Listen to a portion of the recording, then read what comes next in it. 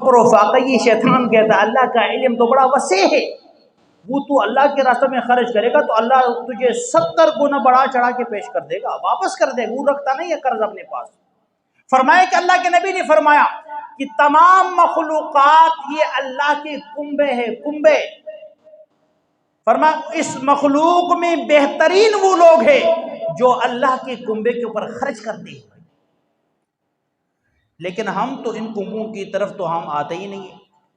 ہم نے تو وہاں خرچ کرنا ہے وہاں ہمارا نام روشن ہو جائے، لوگ واہ واہ کہے، کوئی بات نہیں ہے، کیمپ لگ گیا تو لگ گیا بھائی، ہم نے کیا کرنا ہے وہاں کی اسپیڈ اور بڑھانا، کہیں قاری صاحب کا نظر ہی نہ پڑے، گاڑی کی اسپیڈ اور بڑھا دینا ہے کہ قاری صاحب کہیں نظر نہ پڑے۔ بھائی یہ اسپیڈ مت پڑھاؤ، اچھی مصرفوں پہ اسپیڈ رکھو، گاڑی کھڑے کرو، احترام کرو۔ یا اللہ تو نے مجھے تو قابل بنا، آج دینے والا بنا دیا ہے، اگر تو مجھے لینے والا بنا دیتا تو کون اور پوچھتا اس رب سے۔ کچھ لوگ تو جناب بیٹھتے ہی نہیں ہیں، وہ کہتے جا قاری صاحب کی اس کے یہ تو فارغ بندہ ہے، اس کو کوئی ٹائم ہی نہیں ہے، ہم اپنا گھر نہیں سنبھال سکتے، یہ تو پورے مسافرین کی بات کر رہا ہے۔ لیکن اللہ کی قسم ہمارے جو طاقت تھی وہ تو ہم نے کرنا تھا۔ اللہ ہم سے اب یہ نہیں پوچھا کہ میرے بندے تو نے کیا کیا، اللہ میں نے تو یہ کیا جو میرے طاقت میں تھا، باقی اللہ تو اسباب اور رب بناتا ہے۔ تبلیغی حضرات کہتے ہیں گش ادھر کرو، یہاں اگر آپ کی بات نہ سنے تو آپ نے گھبرانا نہیں ہے، اس گش کا ثمرات کہیں اور نظر آئے گی۔ ادھر علاقہ تو ظاہر بات پسماندہ ہے، کیمپ یہاں لگے گا، رب العالمین اس کی برکات سے کہیں اور سے اللہ مدد کروا دے گا، برکت یہاں سے ہوگی۔ ہم تو اسی الحمدللہ اللہ نے ہمیں ایک حد تک کامیابی عطا فرما دی، ساتھی جوڑے، مولانا ریاض جیسا مخلص ساتھی ہمارے ساتھ جوڑا، بات چلائی، بھاگا دوڑا، ٹائم خرچ کیا، کیوں؟ ہمارا کوئی پھوپھی کے لڑکے لگتے ہیں، وہ نہیں جانتے ہم، ہمیں تو صرف دکھ ہے، ان کا نقصان ہوا ہے، آج وہ پریشانی کے اندر ہے، آج سیلاب کے بعد وہ وبائی امراض کا شکار ہے، لوگ دھڑا دھڑ مر رہے ہیں، چھوٹے چھوٹے بچے وبا کی بیماری میں مر رہے ہیں،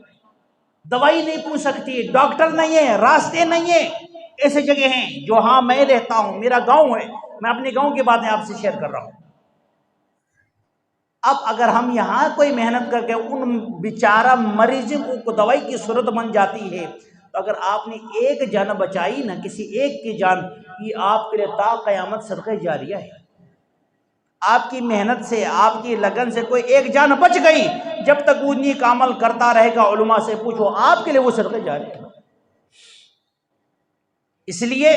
آپ نے ایکٹیو رہنا ہے، حالات کا تو کوئی پتہ نہیں ہے بھائی، ہم نے یہاں کوئی ٹھیکہ لیا ہے، لیز پہ زمین لیا ہے کہ ہم نے 100 سال ادھر بیٹھنا ہے، ہمارے اوپر کوئی آفت نہیں آئے گی۔ وہ لوگ بھی پہاڑوں کے اندر تھے، بڑے بڑے مضبوط جگہوں میں، لیکن جب اللہ کی طرف سے امتحان آیا سیلاب کی صورت میں،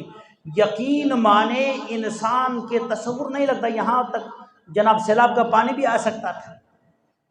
اللہ نے کر کے دکھایا، وہ سارے بہا کے لے گئے۔ اس لیے میرے دوستوں، میں نے آپ کو پہلے بھی گزارش کی تھی، خدارا اپنی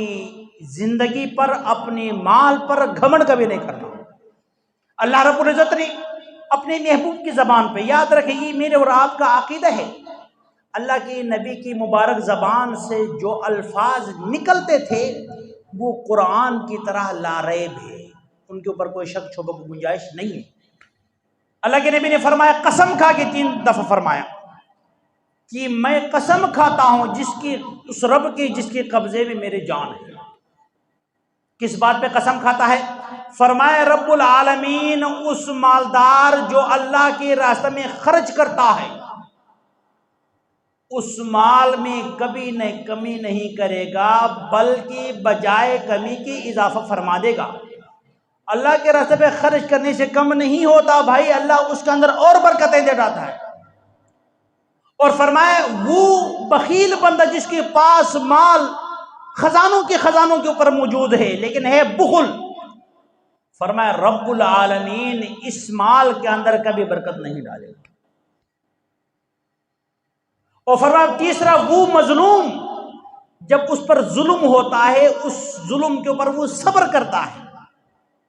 فرمایا رب العالمین اس مظلوم کی صبر کی وجہ سے ظالم کو اس کی آنکھوں کے سامنے ذلیل و رسوا کرے گا۔